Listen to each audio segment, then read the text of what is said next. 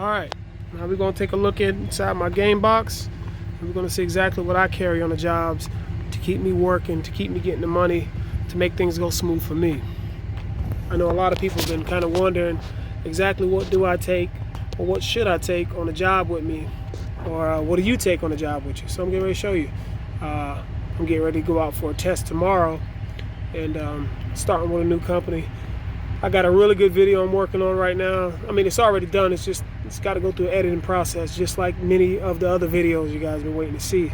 But unfortunately, of course, I work just like you work, but I love to continue to show you guys how it is in the field in real life situations. So let's check out what we got in the game box today. Maybe to help you out. Let's see.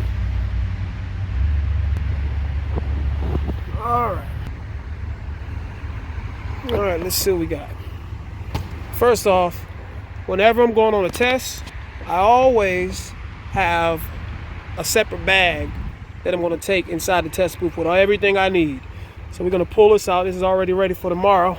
By the way, today is Sunday, May the 23rd, around 3:52 p.m.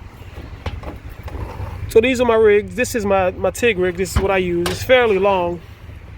This is what I take into the test booth. As you can see, I just kind of wrap some copper wire around it just to keep it all together, because I actually carry these two in. What I do, I just pretty much hook it through like that there, and I kind of carry it over my shoulder. All right, we're gonna take a look inside that bag to see exactly what's in there. But in the meantime, this is my purge hose, which I will be using tomorrow. We got 3 tests. It's always good to take your purge hose. And if you don't know, I usually have a diffuser on the end of this purge line, but hey, somebody stole it, so this would work. This is actually a face mask piece. So when the argon blows through the line, it's going to kind of diffuse it.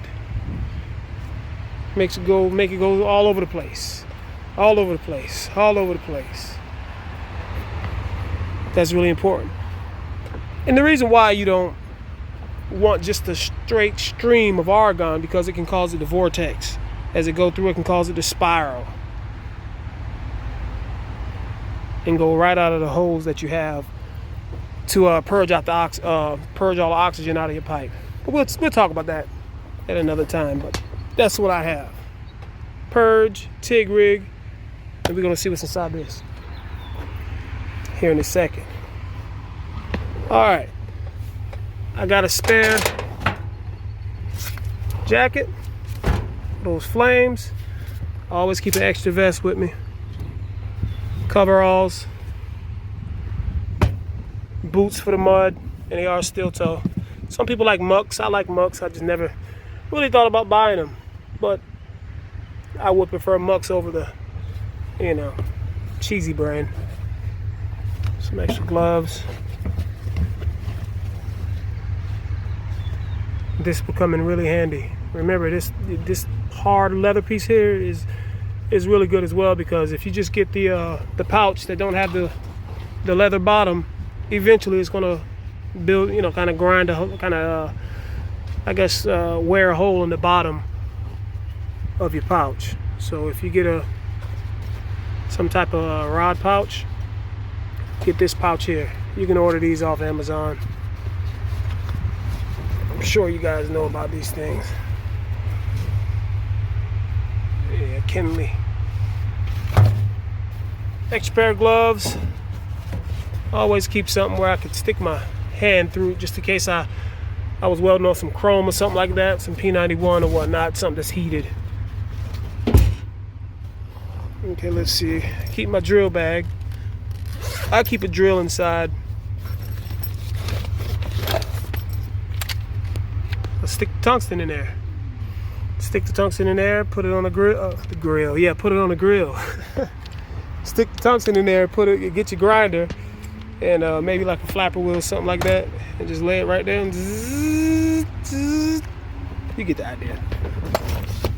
But yeah, I always keep an extra TIG hose, a TIG rig rather, extra TIG rig, extra TIG holes.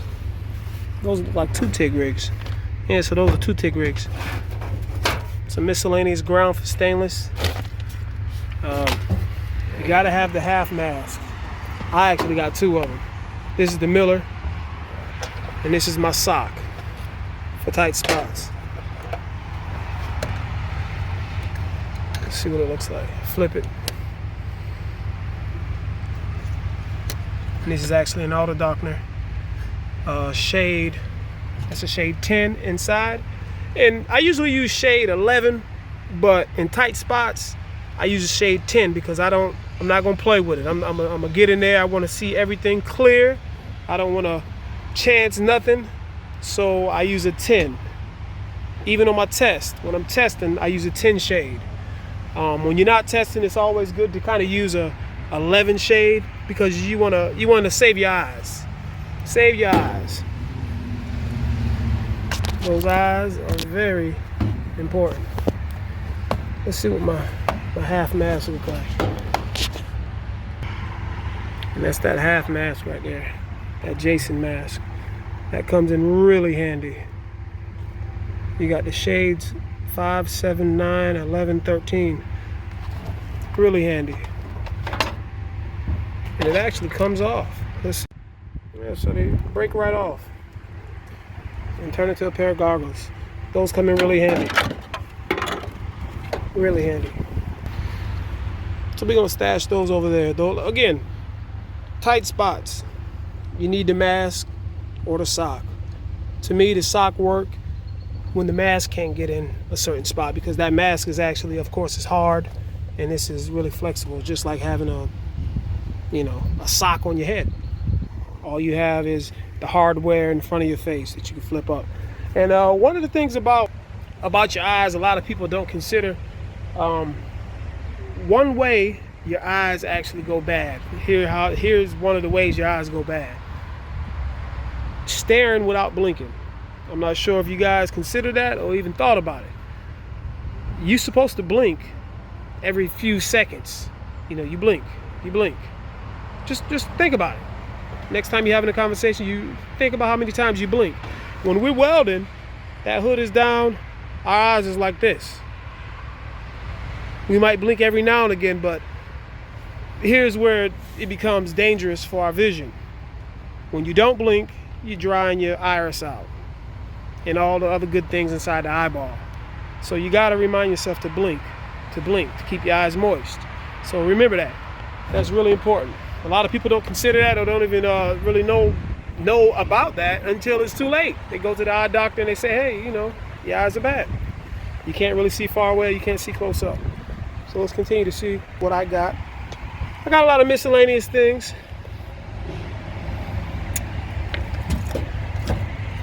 Got some wire wheels,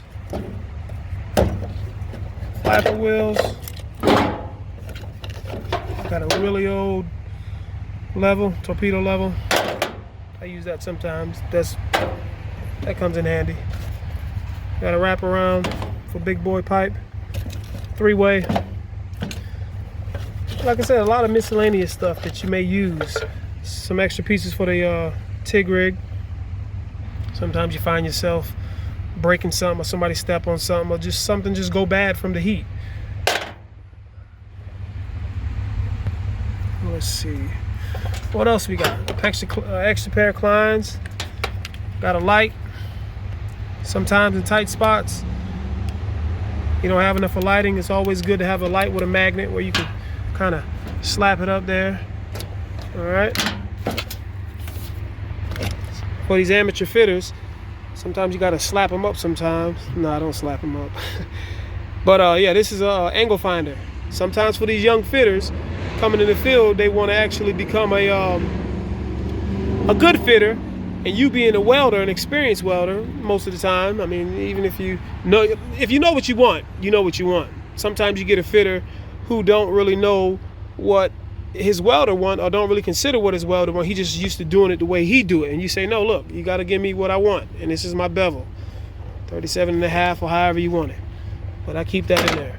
Keep an extra file, keep a file sharp. All right, let's talk about files real quick because you might say you know how to use a file, but a lot of people don't know how to use a file. Okay, you look at the grooves on this file, right? When I scale down, look at my finger. Man, I need a lot done to that, didn't I? But yeah. So you look at the grooves on it. When I stroke down, you can feel it. But when I stroke up, it's a different feeling. All right, so you look at the way the grooves are. This file, when you're filing with this type of file, this is what you call a half crescent. You want to file in one direction.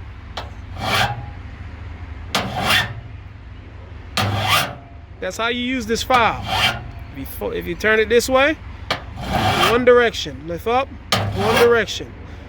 See a lot of guys in the field, they doing this. The only thing you're doing is just breaking the teeth off your file. You're just destroying a good file. So it's one direction. Remember that. Uno, one direction.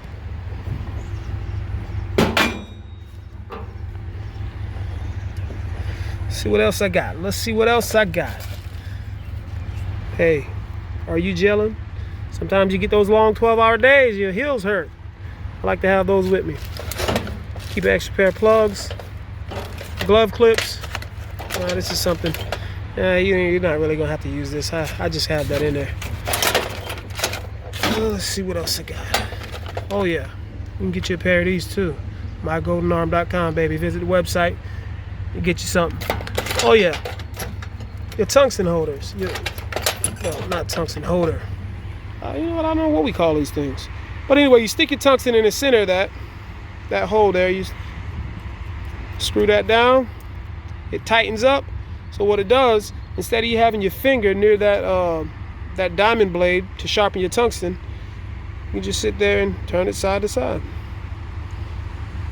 And when the tungsten's sharp, open that up, pop your tungsten out. Bam! This comes in really handy. Really handy. If you want one, let me know. I think I can get you one. Let's see, what is this? What is this thing here? Okay. All right, you're not gonna need that. I had that for a project I was working on. That's when I'm working with the millwrights. Some extra mirrors. Get you an extra mirror. You might need this here. That comes in handy. Just to peek around the corner of a pipe or boiler tube, whatever you got. Or even, you know, on your spare time, practice your mirror welding. All right, so that's that. This is the famous speed glass. I kind of retired it because I got tired of buying these face shields right here. You know, they pop off. They pop off, and the thing about these, they get pretty expensive. It's like $2 and change, maybe $3. I can't remember.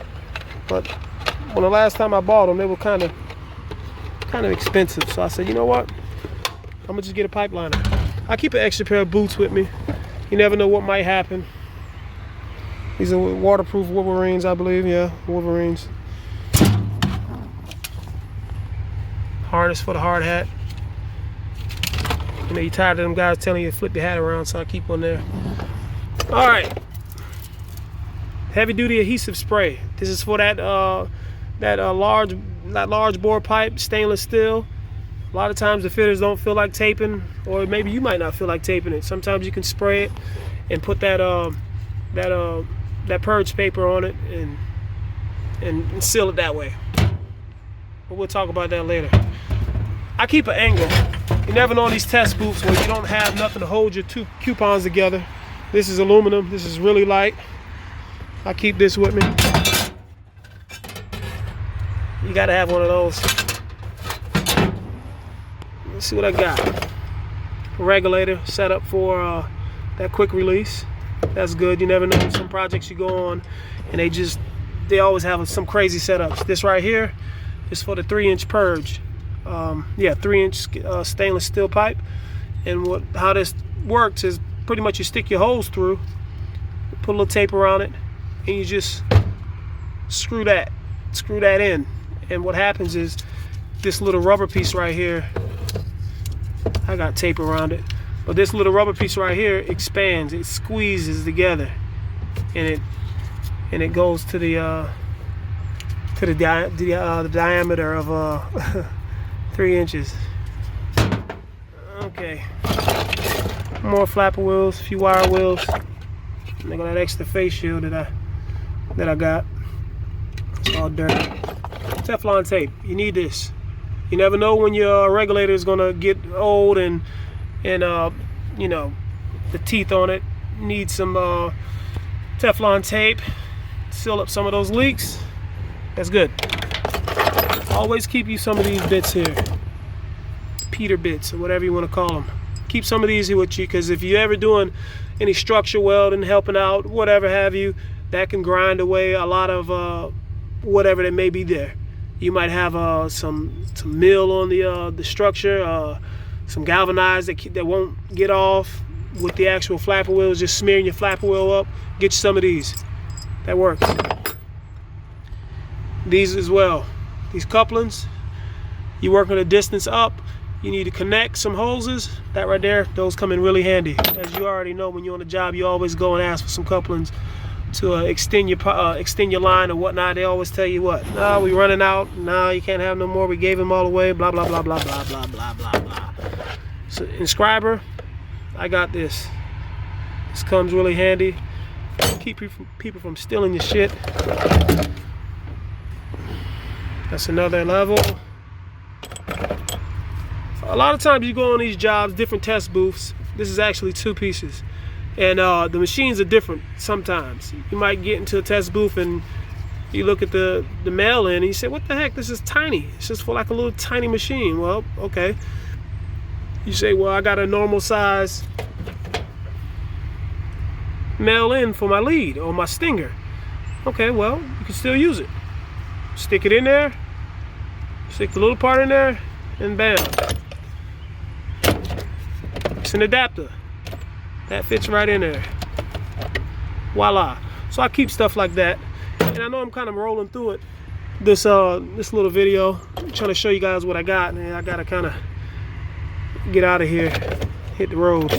But yeah, I got a lot of miscellaneous cups. I like to use a number 8. That's my go-to. Number 8, jumbo cup. Some people like the number 6s. You can take care of everything with a number 8. You can do your root all the way to your cap. No matter how many stringers you need to put, no matter what size pipe. These come in really handy. You might be welding some J bevel, some chrome, whatever have you. Hey, these come in handy. Always keep a mini rig. I got a few of them. 1, 2. Because again, you never know when you might be in a tight jam. Some Scotch-Brite. Keep some of this. You might get a few. You might get a rod caddy that got your 70S2 or 70S6 TIG wire, and it may be rusted. The TIG wire might be rusted, so you want to take some Scotch-Brite and kind of go up and down. Go up and down. Clean some of that rust off it. You might be taking a test. It might be critical pipe. You always want to make sure that TIG wire is clean. I keep Scotch-Brite. You already know about those. I keep a few gas lenses. Always keep those. And again, it's just a lot of miscellaneous things. Temperature stick. Keep your temperature stick. You might get a idiot QC who always talking about the inner pass temperature, the inner pass temperature. You want to say, look, I got one. Inner pass temperatures are really important as well when it comes to critical pipe, but I never had an issue with welding too hot. But that could become an issue if you're not aware of certain procedures. I mean, if you weld in chrome and the pipe is not as hot as it should, okay, you got to preheat chrome and it should be at a certain temperature. That's when these temperature sticks come into play. You heat it up with the Wee burner or whatever form of heating the pipe up, that's available on the job, and you mark it. You mark it. Once you mark it, and that line you marked on the pipe melts, that's an indication to let you know that the pipe is hot enough. It's time for you to weld. All right. So let's see what we got here. This is what I'm taking to the job tomorrow. Again, I like to have things in order. So this is my rig at the bottom, the black, and this green hose is my purge. That's already all set. I got my pipe liner, my hard hat. This is what I'm going to take the test with. This is speed glass, and this is a number 10. Of course, like I mentioned earlier, it's a number 10. This is what I test with. Take my gloves. You got to take your gloves. I like to take an extra file. This is my doctor bag. Every welder should have a doctor's bag. That's where you get down and you get critical. You get your critical stuff out of there. We'll check that out here in a second. I like to use the splitter, one for the rig, one for the purge. Bam. Rig, purge. Y'all know I'm cheating, right? That's for oxygen, but a lot of jobs you go on, they do not want you using an oxygen gauge for your argon, because this put out too much. It could potentially put out too much argon, and it could cause the hose to frost up and so on and so forth. They claim it gets moisture in the line. It could, but you just got to make sure you don't want to be blowing like you're in a hurricane, you know. But you set your dial where it's decent, and you know you like the flow of purge that's coming out of your TIG rig. I put tape around it to try to be slick, kind of painted it, you know. But it's not always a big deal on jobs. Some jobs they do make a big deal of it. QC come around and look at the snowball or the argon tank, and he marks it, and he run the line down and come find you and give you a chewing out. My knee pads, I love my knee pads. Get these knee pads. These are really good knee pads.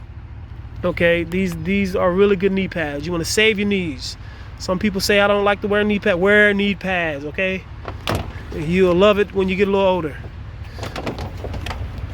This is my jacket I like to wear when I'm stick welding. My sleeves. And the way I do it, I put my sleeves on and then I put my jacket on. So I got extra protection. This is my file for my stainless. It's all dirty, look like. Yeah. Stainless file. I like to take this chrome pad, and what I do, I slip it on, and just in case I got a brace against my pipe or whatnot, I like to use that. I got my stinger in my bag. This is the type of stinger I use. Always work for me. And I keep a ground. I don't think you care to see what a ground look like. You know what a ground look like. And I keep a grinder. Bring a grinder with you. Bring a grinder with you. Get you a 332 cut disc, or you don't necessarily need a 1/8, but 332 is always good, because if you had to cut into your pipe to fix something, hey, 332 is not too aggressive.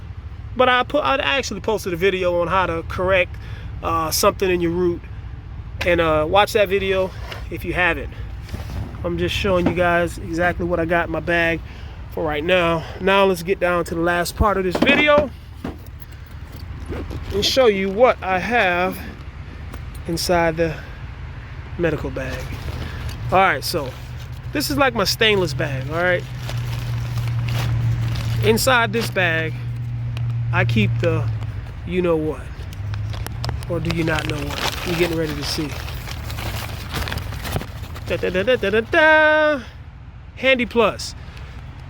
This is for my stainless. Some people live by it, some people don't. You better start living by it, because you get into a test booth and you do the infamous dab on your tongue. You do this here, and you put your hand by the hole, and you feel the argon coming out, and you think it's all good, and then you light up, and bam, the tack be as black as that right there. Sugar down. And you be mad as hell. This right here will keep you from being angry, keep you from a lot of things, especially when you're on the job and you're doing some long runs, right? 20-foot runs of pipe, or less than that, maybe 10, whatever it is. You're doing long runs, and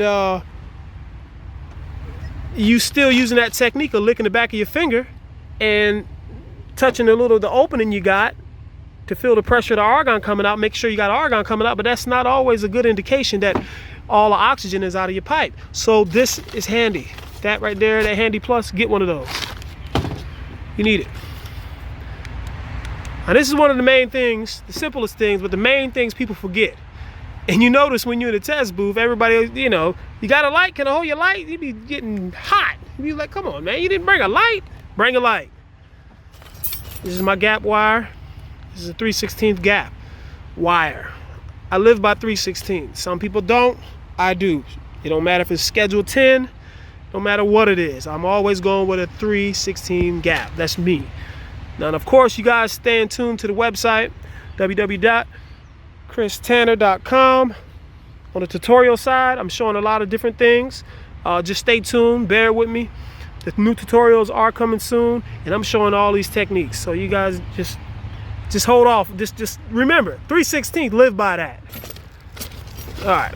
And of course, it's many different ways to do any type of pipe. I got them all down pack. I can do 3 different ways with stainless schedule 10, 3 different ways, all the way from a 3/32 gap, 1/8 gap, and the 3/16 gap, and so on and so forth.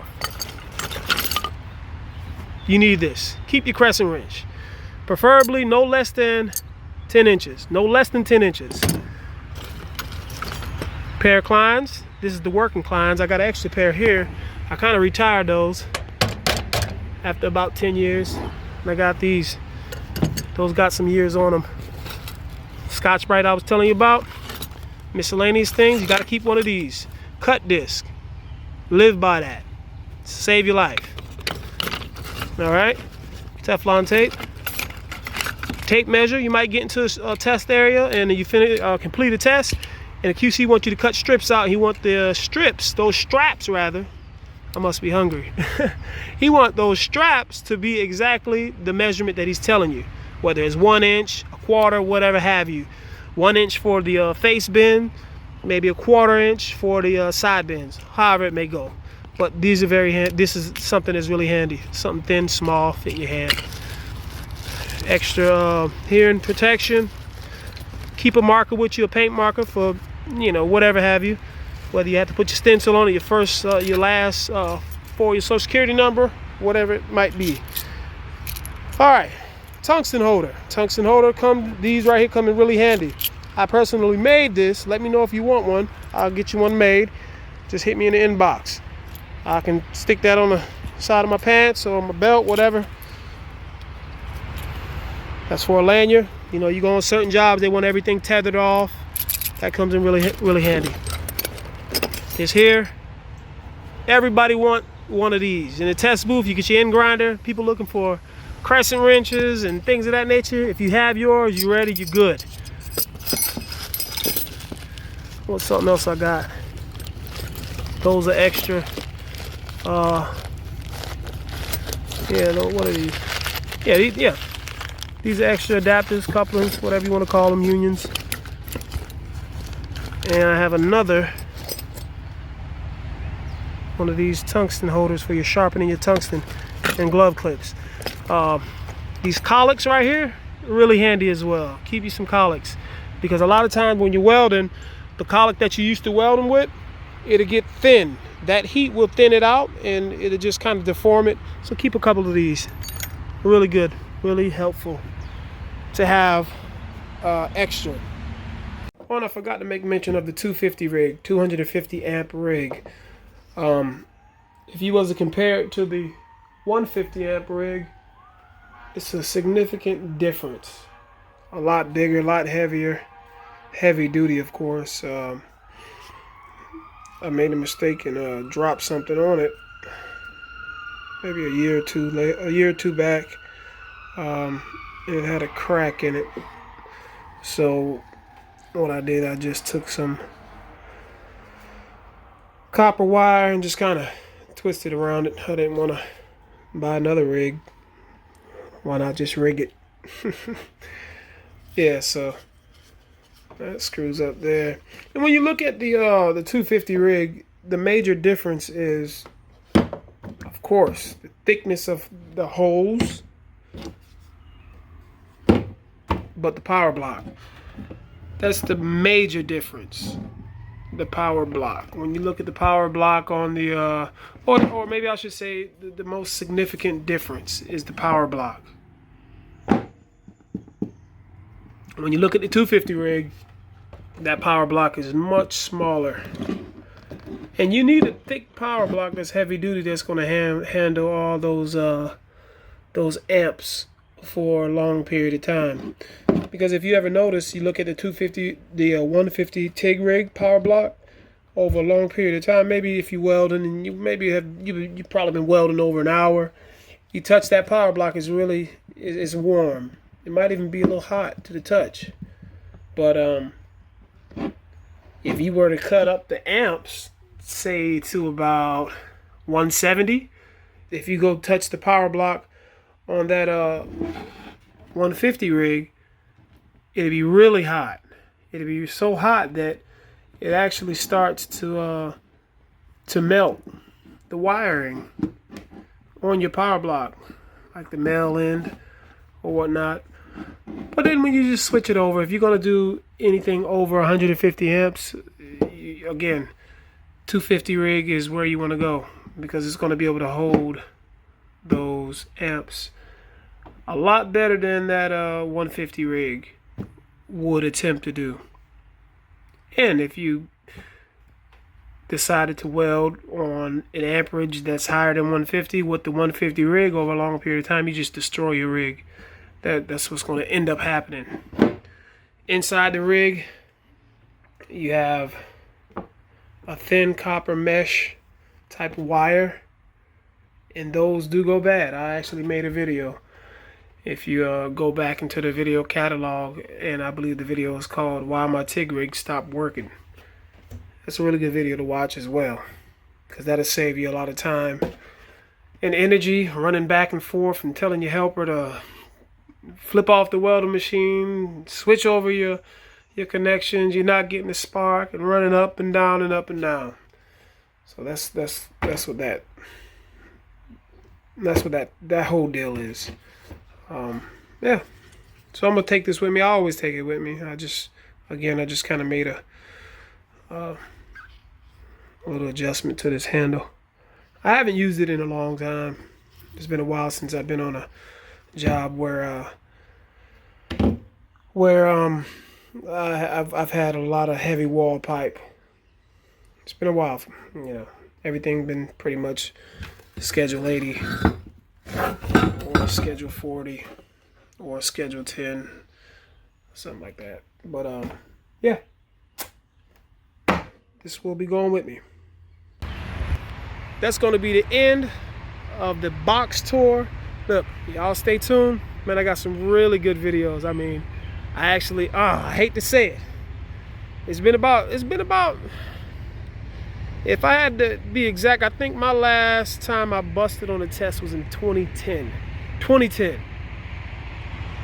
It happens, but it happened to me about 3 weeks ago.